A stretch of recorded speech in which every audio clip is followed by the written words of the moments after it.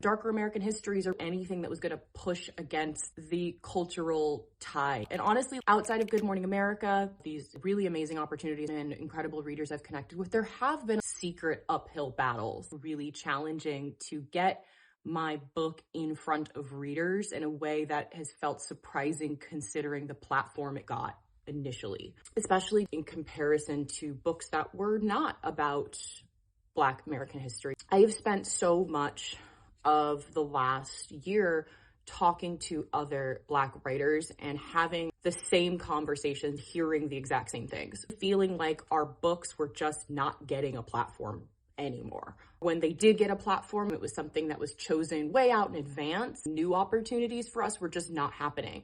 There's an extremely prominent historical fiction author who talked at a panel we did together about the fact that her book was not chosen lists during Black History Month. Many publications didn't pick a single book to recommend during Black History Month by a Black author. Maybe a month or two ago, I reached this point where I was just accepting that Junie was what it was, that everything that was going to happen with Junie had happened. I just couldn't hope that more was going to happen with my book, that the readers it had found would be the readers it was going to find. Set my sights on my second book, which I have been doing, and I'm so excited about that.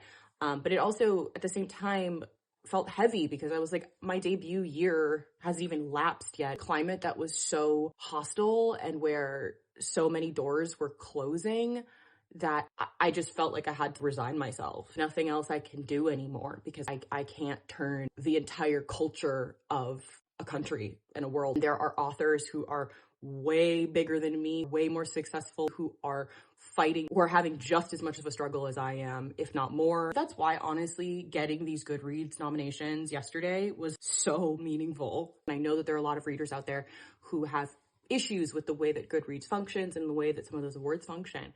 That said, it really, at least for me as a debut author, just was so deeply meaningful to know that my book ended up on these lists because readers loved it. There were enough people out there who felt passionately about this book that I feel like I've been fighting to get in front of people for months. Enough people who were passionate about it that it finally got recognized. It finally ended up on these lists. It's been really hard living in a culture and a climate that wants to erase the exact type of stories I'm trying to tell.